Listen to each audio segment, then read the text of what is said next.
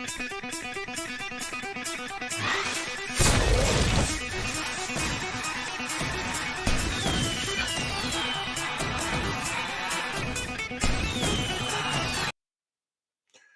guys, welcome to the Thunder from Down Under podcast. I'm your host Graham Solomon, and thanks for joining in the Thunderdome, joining the family for the podcast today. And just before we jump into our special guest today, I just, as always, I would like to remind you to smash the like and the love button, give our guest a bit of love, and go to the Graham Solomon Thunder from Down Under YouTube channel, hit the subscribe button, become part of the family so you can just jump in when we go live. And today's special guest, we've got Dave Snyder, who is a specialist in Airbnb short-term rentals. He's got a very good portfolio of all that, and he's come in to share some of his tips and tricks and to give us a bit of an overview of how he's built up a portfolio in investing in real estate in that particular genre. So without any further notice, I'll introduce Dave. I think he might have, here he is. I think he might have frozen up, so just give us a sec. He might have to, hang on. I've lost him. Anyway, so Dave's come in to talk about short-term rentals, Airbnb rentals. He specialises in that, and he's going to give us a real big insight, which it's a pretty booming industry, not just in the United States, but around the world at the moment. So short-term rental is a little bit different than holiday rental, where people might come in for a week or a weekend. Short-term rental can be 3 months minimum, 6 months, and 12 plus months.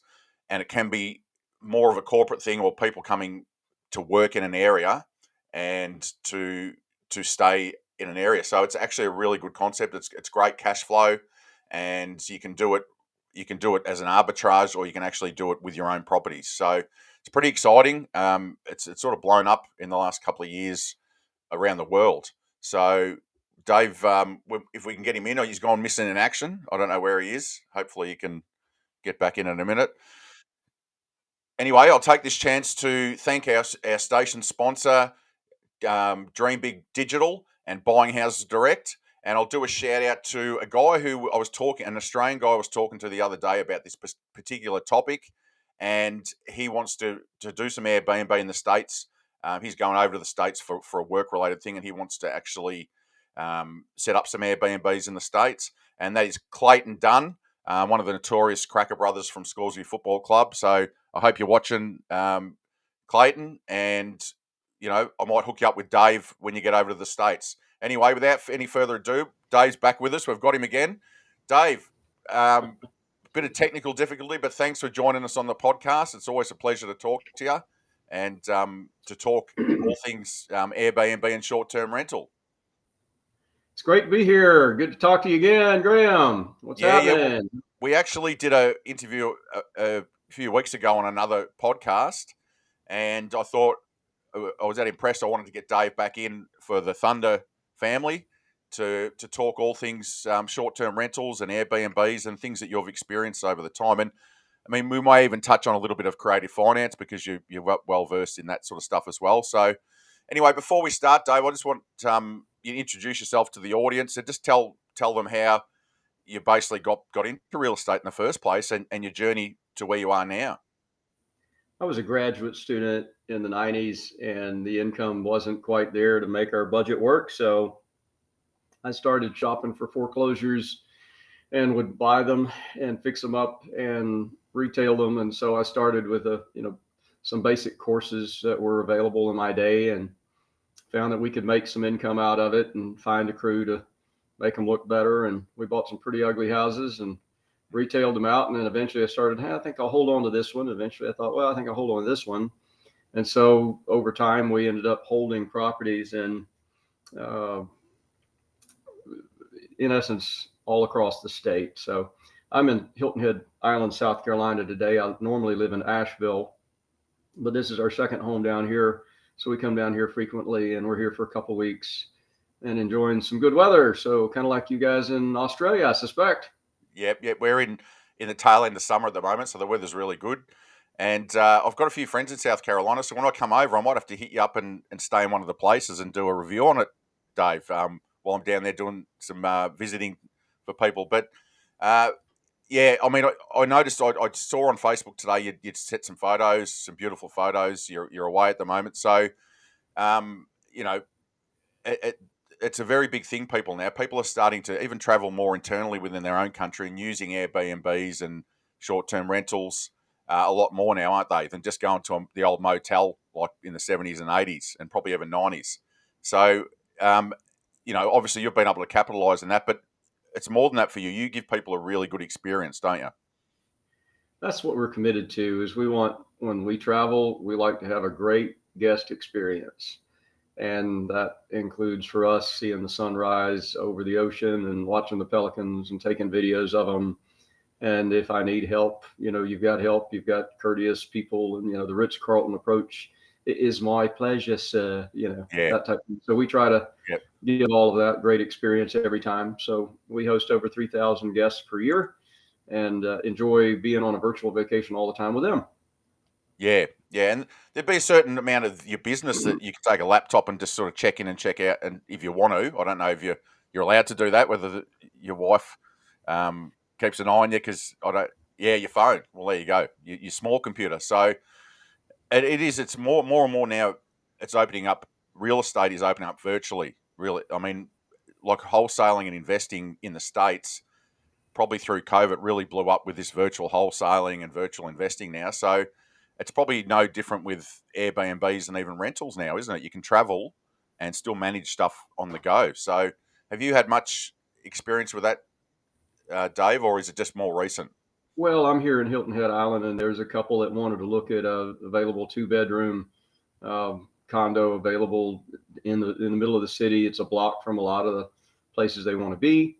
And I said, well, just text me. I'll be on one of these calls. So just text me when you're going to be there, and I'll unlock the door for you. And then text me when you're gone, and I'll lock the door. So I use a system called Smart Things, which will let me lock and unlock doors, turn lights on and off. It also motion sensor lets me know when they've left, things Yeah, like that. So I was able to text a property manager that manages some of the properties and say, hey, it appears there's somebody over at Lynn Cove Road, upstairs, by yeah, the way. And, can you check? Said, I'll check on it. True enough. Said, now they're in the living room. And she said, that's the cleaners. There was somebody that checked out yesterday. And so I didn't know. So I don't keep up with all of them, but the ones that I do keep up with, they get an auto text sort of thing, yeah. welcoming them and so on. The long answer to your short question. There you go. But that's a perfect illustration of exactly what you said. And there's probably some other stuff as well, isn't there, that you can while you're away, you can keep an eye on it if you really want to. And that's probably if you have a maintenance issue, you've probably got contacts through your phone to talk to someone about maintenance. They can go around there. I know people have cameras and that they can sort of see people coming and leaving and all that sort of stuff. So, I mean, it is a virtual business now. So it's great. And just one thing, I've got to jump into something else, but one other thing I know in you, Dave, is you enjoy it too, don't you? You enjoy that service and that interaction with people. So it's a perfect industry for you to be in. And I don't mean you go there and party with them, but you've got a service mindset, and like you said, you want people to enjoy it as much as when you go to a good Airbnb yourself. Most of the time I enjoy it. I always act like I enjoy it if I'm in front of them. And I'd say most of the time I enjoy it. There's a few aspects. If you're interrupted in a dinner, you're down here at Hilton Head and you're taking your wife out to a nice dinner, and you get that text or call and you have to say, honey, excuse me a second, let me address this.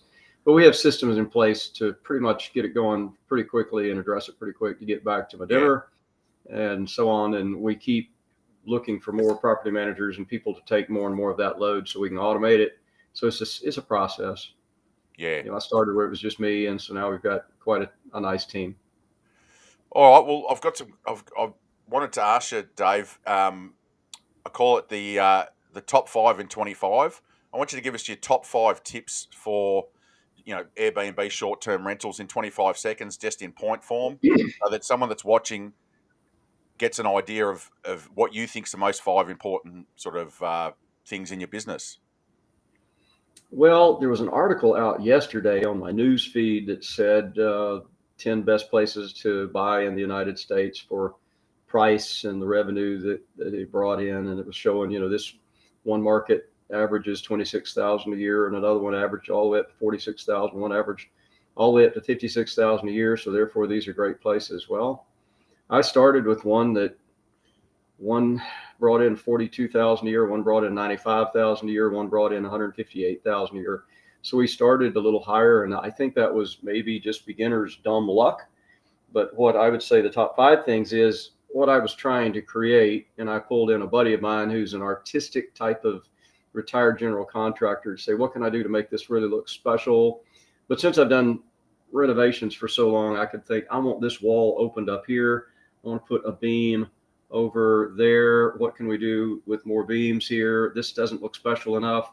Can we use something we've used on another property? And so, number one, create a +1, +10, a Disney Plus experience. Was it Will Smith that said he would have the affirmation of what can I do to make this moment way more special than it would be otherwise? And so he'd have affirmations, I make moments more special, and it got him where he wanted to go. And so we do that with our properties and with little things we're thinking through. Before we launch them, I will, I guess what you call recruit the pickiest, persnickiest personality people I know to go stay in them and write a list of what would you do to improve this. And there are some that go and they'll create a long list and they'll give it to you. So then you go back and you address those items to make it more warm, fuzzy friendly. But generally we do get the notion, the comments that people say, wow, you've thought of everything here. So number one, give an incredible guest experience. Number two, send out a warm, fuzzy, either email or text or 2 or 3 or 4 or 5. They're the same ones you send everybody with slightly different, maybe different address, maybe a different date, maybe a different name. But it lets them know, please don't take food and beverages into the bedrooms, as our cleaning staff has had to replace some of the bedding, and it's caused a bit of a glitch and occasionally caused some insects to try to come in there, and you won't enjoy the experience nearly as much if someone did that for you. So please help us if you can. Question mark, smiley face. So sometimes you have to communicate little things like that, or maybe a property is not well found on GPS or Waze or Apple Maps or whatever. So you have to text them photos of here's the sign you're looking for. And when you see the sign that says no turnarounds beyond this point, realize you're going to pull in someone's garage or driveway, no turnaround. So you might want to pay attention to those signs. And there's a clever, creative way of sending it out with some funny, smiley faces and things. So if you make it a great experience, if you make it a predictable one, you ask them for help and those things. And then once they get in, I send them a text. Is everything okay with the house? Typically, when they're fairly new in the house, they haven't found anything wrong with it yet. So usually your first response is, oh, wow, this is great. It's wonderful. Perfect. Blah, blah, blah. Well, if they're going to come up with anything, they'll come up with it. And then if they do, then you'll address it. And usually I send, thanks so much for staying with us and safe travels with a smiley face towards the end of it. So great guest experience one. Number two, you communicate things that you need to about one property. I just made a video. A photographer went out there and it's a frequently asked questions video. It's a big enough property, 5-bedroom, 4-bath. It holds 19 people. It's on 5 acres. And we actually just covered, it has 3 fire pits, 2 are propane, 1's gas burning. It's got, 2 screen porches and all the lights that you turn on all the way down. It's like a mile long private drive to get in there. And we hung some wreaths that are lit up pretty for the winter and things like that. So you communicate. If you communicate and then keep a little bit of a flow going, you could automate this. You can give this to services like Guesty, or you can hire somebody else to do it. But that way they feel warm, fuzzy all the way through. Those are the top ones. I would say you've got to manage the properties, keep an eye on it. If something's looking a little worn, a little tatty, then you call your painter and say, hey, when can you work me in and touch up the front porch or back porch of such and so property? So you got that maintenance things. And number 5, you automate and you tell your cleaning staff to make sure you're deep cleaning at least once a month, which means go overboard, and make sure you change the batteries out in the locks and the motion sensors. We don't use cameras. We just use motion sensors. And people that do use cameras really only use them outside. You don't want someone potentially getting over the edge on the inside and not appreciating being videoed. So we just use motion sensors. It tells us if an animal or something is there. How's that? Did I get 5? Yeah, you got 5. And that's that last point. Yeah, look, with the cameras, you can't be invading people's space. I know people that usually have like a camera on the entry of the property so they can see who's coming and going, and all that sort of stuff. And but yeah, that's a good point. You're not spying on people. It's not like a horror movie where people got cameras hidden in the roof or something like that. That's not what you want. You know you want people to be able to come and just be by himself. But maybe just for some security things, even if it's a long driveway, you have something at the gate where you can, if you need to. But no, that's 5. So, all right, well, we went the other way around. So we'll recap those just in point form. So, number 1, Dave, was um, Great guest experience. so great guest experience. Number Number 2 10. was great communication, and you Yeah, told us some welcome. forms about how Yeah, to do welcome that. them there. Answer their questions. Find a way to answer their questions. You sort of ask them to help you in the middle of it. Once they're inside the property and they're in a ether of the high of getting there, it looks wonderful from walking in. Go ahead at that point, ask them, hey, is everything okay with the house? Because Yep. typically you get a positive response. That way, if they bring up something negative, it's not the first time. And some of them aren't very communicative. Fourth, maintain the property. And fifth is automate stuff with your cleaning staff. Make sure you communicate little extra things you want them to do and get them to agree to it, and then Yeah. kind of hold them accountable for it. And if they need to send you pictures, some of them send me pictures every time they clean before and after. I'm not sure I look at them. Yeah. Last night, I think I texted one of them and said, "Wow, that sure looks a lot like a property that we own over in such and so city. What in the world are you doing in there?" Question mark, smiley face. So she thought Yeah. that was funny. Yeah. So you have fun with it. Have fun with Yeah. people. Yeah. No, well, that's 5 good points. For people who are starting to look into it to do it, you've got to actually do some research and have some systems in place. So they're 5 really good things that you do that people can sort of go, all right, well, I'll take them on board. Now you mentioned also about the top 10 market. Could you give us a couple of the markets that you doesn't have to be in any order, but just some of the markets that you were For reading us, about?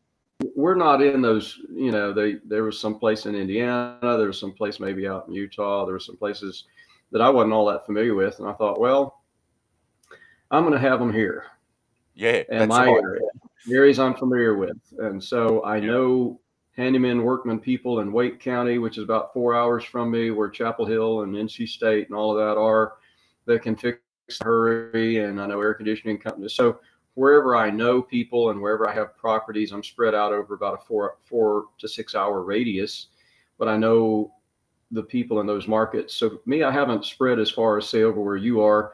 A couple of years ago or 3 years ago, my son was graduating high school and he had learned Chinese. So we went to Singapore where they speak, Singlish, English, as well as Chinese. He could practice. We were there a couple of weeks and I thought, man, I'd love to have a place here, but realized you'd have to develop boots on the ground. I could do that. I could develop the systems and people. But if ever I had to show up to get there, if I ever did, I'd have to tell people that the earliest I can get there is 24 hours. yeah, So I yeah, just stay within a radius of about 4 to 6 hours. In fact, yeah. most of them are within an hour radius or even 15-minute radius. So I guess your answer is wherever you want it to be. It can be in your own market. It can be anywhere. If you want to be a person that has one, so you can travel and incorporate that. But it can be anywhere, and especially in your own market, you're going to know your own market, because it's sort of like you said, a model. You've got a model of how it works. You don't have to actually go anywhere because there's always going to be someone coming and staying in your market, isn't there? People travel from state to state, city to city all the time. So, um, I just want to touch on a point. I want to ask you this question: the short-term rental ones. A lot of people that are traveling for work come and stay for periods of time. Now, can you explain that to the audience? Pretty much how that looks and some of the stays, how long they can actually stay for. In a lot of cities like ours, where I live generally in the Asheville area, when I moved to Asheville, I didn't know that a lot of people like the idea of vacationing in Asheville, but apparently they do. But inside the city council decided, after hearing the arguments of people crying and barking against short-term rentals, that we've got drunk, naked people walking through my child's yard, peering in my child's window and disturbing the peace here. It's terrible. And they heard the other people said, we can't afford properties in Asheville if we don't at least rent out a room or two with short-term rentals. What they decided to do, and a lot of municipalities have decided, is that either you have to live on and stay in that property, therefore you can manage the noise and the flow of naked people in your neighbors' yards, which I have not seen that happen. Bears, yes. Deer, yes. Turkeys, yes, but not live naked people. But we do 30-day rentals plus. And so if you're inside the city limits, those are a lot of business travelers. You just need to have, we run 200 megabits internet, which seems to be strong enough to run 5 Zoom meetings and 5 Netflix for each property. And all of the, make sure they have a desk or two, during COVID. One of the positives that came out of it was we started seeing people traveling from all over the country. I mean, Texas, Colorado, California, Oregon, New York. Right now, there's some people staying in a property that are from, they're Danes or something. It's an 044, either from New Zealand or from Luxembourg or someplace. They're from someplace where they pay in euros, and it's a flow through type thing. And then they extended their stay. And so you get people from all over the world. But one of the positive benefits that came out of it was during COVID, when people were a little leery of touring your homes, or say, when can I tour your property and see it? I'd say, well, there's a guest staying in it right now, and it'd be a little awkward since there's a lot of the COVID stuff going on. But I'll text you or email you a virtual tour, and you can go through and see everything outside the house, every room inside the house, everything you need. And then my photographer uploaded those on YouTube. And so we have those for every property, including now a compilation video that just shows, hey, here's some of our properties. If you come in our area, take a look at this and then let me know how many bedrooms and baths you're looking for, and I'll try to get you routed into something that you're really happy with. Yeah. Yeah, nice. That's very smart, because it, once again, it just saves all that time and hassle, doesn't it? People can just go online, jump on YouTube, watch it and go, oh, that's great. And they don't, like you said, it doesn't impact your property. So that's pretty clever. And the automation that's happening in the industry, with just the way technology is moving, would be really good, because it just frees up more of your time. Like, you don't have to go down there and show them and all that. You can have, like you said, locks that you can unlock from your phone when you're somewhere else. So just amazing stuff. So, and another question I wanted to ask you too was, could you break up sort of like the difference of, just say, a normal rental, if you just had it as a normal rental, and the cash flow for having it as an Airbnb, the difference in cash flow? Sure. Let's use an illustration. There was a property I acquired probably 4 or 5 years ago that was a beautiful, large, old, woodsy house. And the fella in it was getting up in years and couldn't keep up with it anymore. His back really hurt, and he was behind on his mortgage. And so we ended up buying that, subject to just curing his debt, taking over the payments, putting the property into a trust, making him a signer on the commercial account, having the commercial account, making me a property manager, showing those documents to the bank. And the challenge was, he had, say, a $2,500 mortgage and about another $1,200 mortgage, and the utilities, because there were 2 large electrical boxes on the property with 2 separate addresses on the property. The bottom 2 floors were one address. The top floor was a separate apartment with its own kitchen, its own bath. So we call that the 5-bedroom, 4-bath, 4-refrigerator, 2 full kitchen property. So that one, if we had gone the lease option route, I was looking for somebody that would have a strong deposit or owner finance down payment, 40, 50,000 or more. And we've seen, 10, 20, 30, 40, 50, 75,000, $100,000 deposits, but you have to look for them, and somebody that could afford at least a $4,000 monthly expense plus utilities. So really they'd be out of pocket $5,000. And we were able to interview some of the people like that, but there weren't a whole lot of them at that time. And I thought, well, I know I can cash flow it if I just furnish it and let people vacation here. It looks like a cool place. It has a stream running through it, Beaver Dam Creek. It looks like a waterfall when you're coming in, and on this long drive, we put up these pretty lights, like street lights, to illuminate your way in to get to the property, because it's a long drive. And so we found the cash flow, instead of renting it out and getting $48,000 a year, which would give us a little bit of a spread. And like I said, that first year we got $158,000 out of it. So just a little bit more. A little bit of profit. Yeah, well, that's unusual as we understand it, because there's other companies say, wow, the biggest we have in our company, and we manage a lot of these, is a $66,000. We thought we had the biggest and best deal in the world. We took an old foreclosure 3-bedroom, 2-bath, converted it into a 4-bedroom, 3-bath, made it pretty, made it attractive, made it alluring, and then our property manager took really nice, edgy shots of it, and it marketed, and that one pulled 95,000. So I think we're just blessed to receive what we do. But the point is, you can get more revenues by a delta of probably 20% or more than you would normally get. But what you're giving up is you're a little more hands-on, you have a little more invested in it. For example, you have furniture. A lot of that furniture can come from Habitat, Craigslist, hospice places, estate sales, especially where Yeah. somebody passed away and they had a gorgeous, multi-million-dollar home on the lake and you bought their furniture. So, and you buy it the second or third day at a steep discount. So all of that matters, but it's not nearly as passive as just putting a renter in there. And a lot of times if I'm doing long-term rentals and I don't like to do them, then I make somebody sign a document that says, you agree to manage this property. You are not going to call me when the air conditioner or the plumbing or whatever it goes out. You're going to fix it. And here's the home warranty company. Here's the air conditioning company. Here's the people that can help you. Basically you need to handle it and only call me if you absolutely need to. I'll make sure that for the first 30 days I'll fix anything, but after that it's on you. Now you get more money, but you do have a little bit more headache in the game until you get your systems down. Yeah. It's like anything else. Yeah. Well, see, I mentioned earlier about Airbnb arbitrage, but you've just basically said with properties that you've used investing techniques to get the properties, and that's more of a long term. It's not just a cash flow strategy. It's a building up equity and building up, money, long term wealth within the properties as well. So that's a double sort of strategy, isn't it? Whereas the old Airbnb arbitrage is just you rent it and then you just make a higher bit of money. So it's only really like a business and a cash flow business. It's not a long term wealth strategy as such, is it? Well, if you want to acquire one by renting, initially somebody had a property they told me about, and I said, let me walk you through how to get you a good renter and what to do. But they got tired of renting it after a while and said, well, if you want, I'll buy it or I'll rent it from you or whatever you want. And we just figured out a way to take it, figured out what their equity was. How do you want your equity, in cash or do you want it in payments spread over time? If so, is that 1 year, 2 year, 5 year, 10 year, what? Came up with a 3 year note, a portion of cash, and then I took over the mortgage, put it in a trust, and on you go.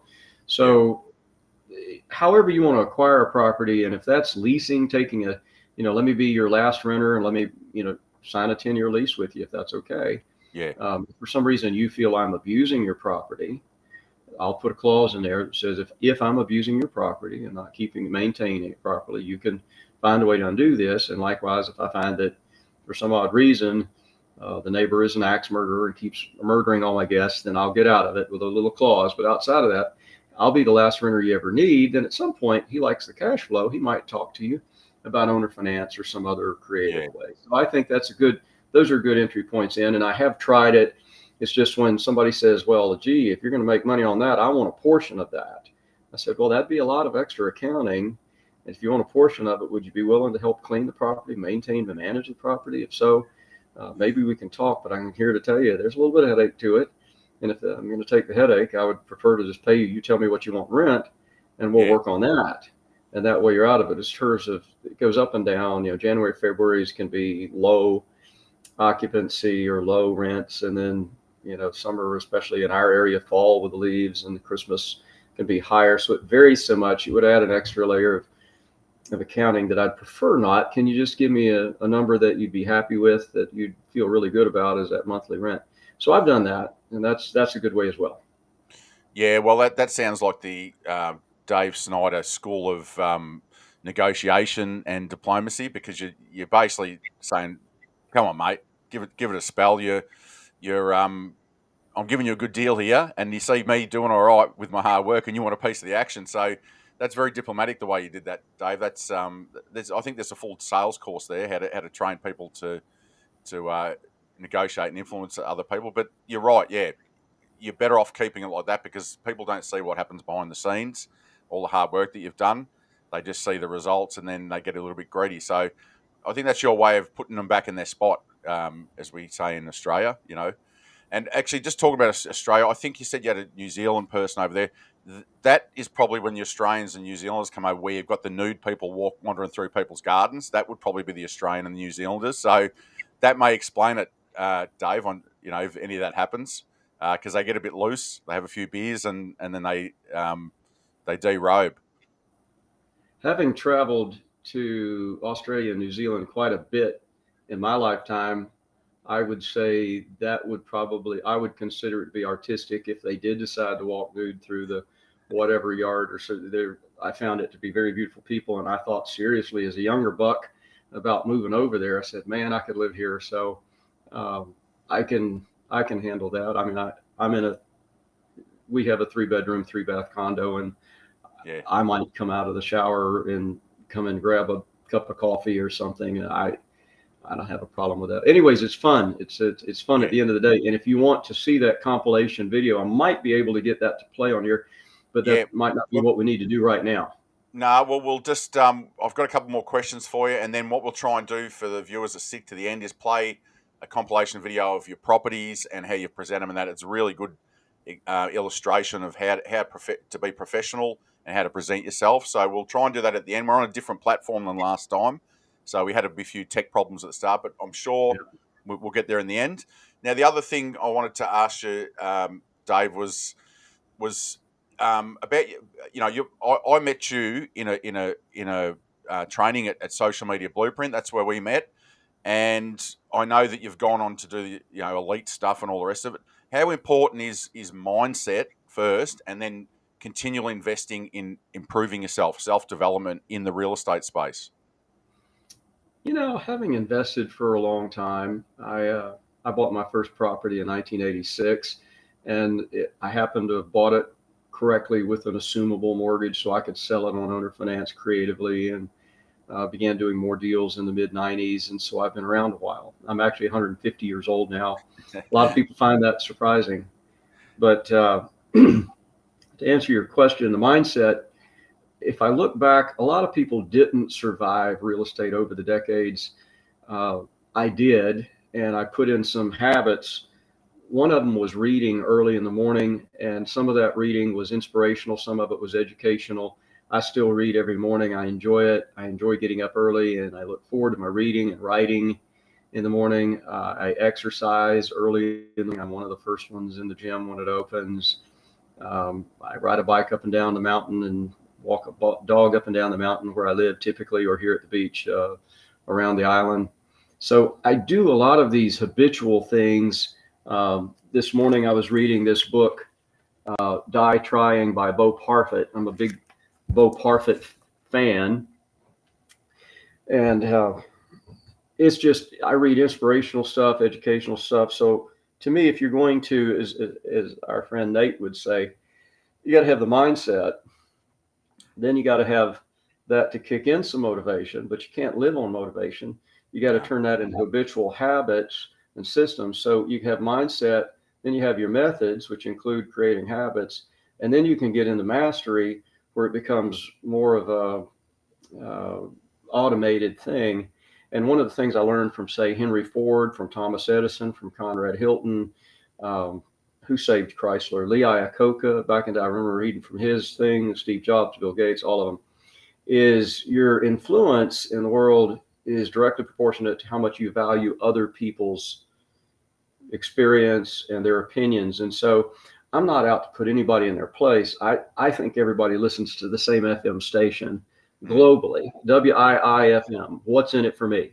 Yeah, And so yeah, I always just try to communicate with that in mind of what's this person thinking? If I can see with life through their eyes, what do they want? And how can I give them what they want and provide what they want? So yes, habits, mindset, all of that helps. I will tell you that you don't have to have that. I just tell you that it makes it go better, smoother, easier, faster. But you might not be at a place where you can think you can do that right now. I didn't either. The reason I like reading Bo Parfit is he was told from second grade all the way through high school, you'll never pass high school because you have this severe learning disability. And he went on to get not only a undergraduate degree with honors and a master's from Michigan State, and then work for the FASB Financial Accounting Standards Board and work on Wall Street for JP Morgan and earn an MBA he was accepted in Columbia, as well as University of Chicago, Kellogg School of Business, and go on to do great things in the world. You can do anything you want, but he was using a lot of these techniques to overcome adversity. And I have to overcome adversity every day. I live with some serious diseases, maladies, and disabilities myself. Yeah, well, you mentioned you keep fairly fit, Dave. That's important to you as well. You eat healthy, you keep fairly fit. In good shape for your vintage. And that was part of the reason I wanted to get you in the Thunderdome, because after popular demand from probably the females side from when we were on the Home Invest podcast, I think there was one of the people that were watching a Kate Whetstone that said you're easy on the eye. That was one of her comments in I the. said that of her. She didn't say that of me. So, but she flashed it back in the comments, and so I wanted to bring you to the Australian crowd and say, look, this is a template. Dave keeps fairly fit, and he keeps his mind active, and you enjoy what you do. I remember hearing you talk about it when we were doing the course together. You said, you like what you do.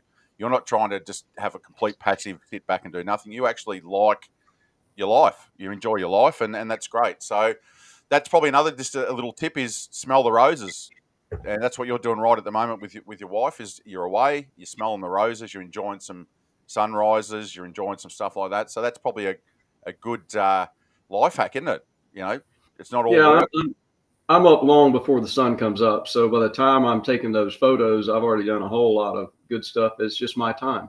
Yeah, And, it works for me, but it was a process to get there. But I have found that I've always gotten up early, and pretty early in life, I started figuring out a way to exercise in the morning, get your energy up, and all these good habits. So yeah, the habits matter if you want to continue accelerating and enjoy the ride, but those habits yeah, could be different for you. yeah. All right. Well, I might just. I think if we're going to check out now. Thanks for coming in, Dave. I appreciate you just giving a bit of an overview, giving you sort of top 5 tips for Airbnb short term rentals. Just sharing with us a little bit about structuring them, about whether you want to look at a long term, the long game as well, about accumulating properties as a part of the business. So that's great for people that haven't been into it at all. They can watch this and they can go, all right, yeah, I sort of get it now, and they can go and do a bit of study to go further. But thanks for sharing that. We'll have before we check out. I'd like to see if we can try and get your basically a lot of your properties that you've got a presentation. We did it last time. Now we'll see if we can do it. If we can't, we'll just check out. But if we Well, can, I'm gonna hit share button and see if it'll work. If it yeah, does, then here it is. Can you see that? And can yep, you hear yep. There we go. that?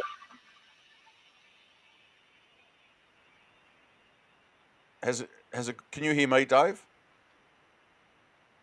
Can you hear it okay?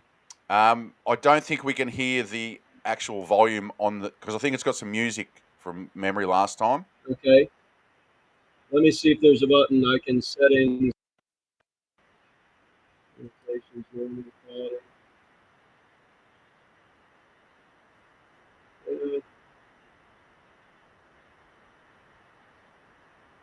Anyway, we can still see it, which is good. People can see the properties and a bit of renovation that you've done and how you bring them up to scratch. So,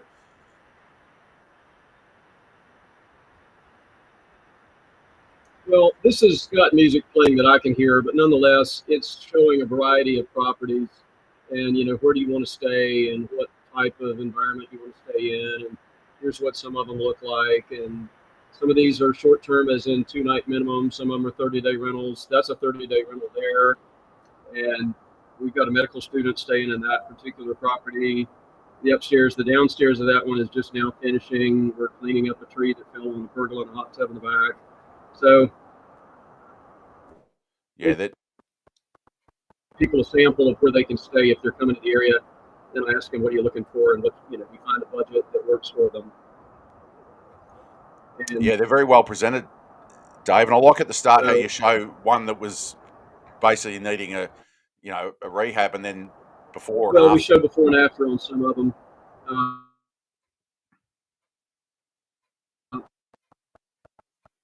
just bought it from the state and rehabbed it and then retailed it.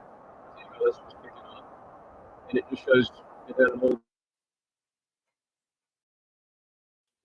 Yeah, you're cutting in and out. What I'll do is I'll do a bit of a overview. I mean, you can see the presentation there.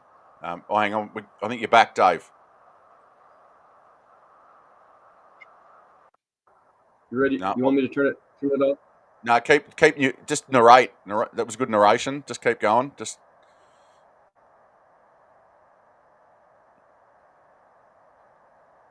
No, I think I've lost you again. But yeah, you can see how well presented they are. And that's one of the top 5 tips that A lot Dave. of these properties we bought in really bad condition and opened them up and made them open for things like this and made them look like this just because I've done it a while. And I had help. Yeah, I brought in people who could advise me on it. And we created this look and feel that makes you want to come stay in. yeah. It looks like a beautiful spot too, Dave. It's like got some beautiful, you know, open spaces and trees, and so it looks like a really nice spot. You know, natural spot. There's one that we just rehabbed and converted a 2-bedroom into a 3-bedroom, 2-bath, and Wow, took the yeah, that looks carport good. and turned it into a bedroom and a bath. And so it just kind of shows before and after what you did.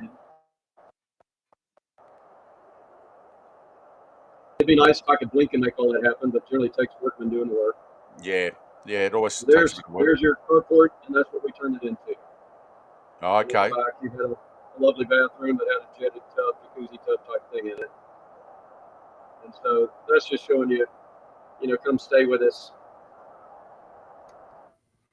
There you go. And it tells them the locations. And so I'll hit the stop sharing button and see if technology is our friend or not. Guess we'll find out, won't we? There you go. You're back on the screen.